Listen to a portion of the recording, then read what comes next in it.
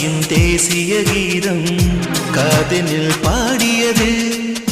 அன்பே உன் கைகளின் ரேகை முகவரியாகியது. இதுதானே காலம் வாழ்த்தும்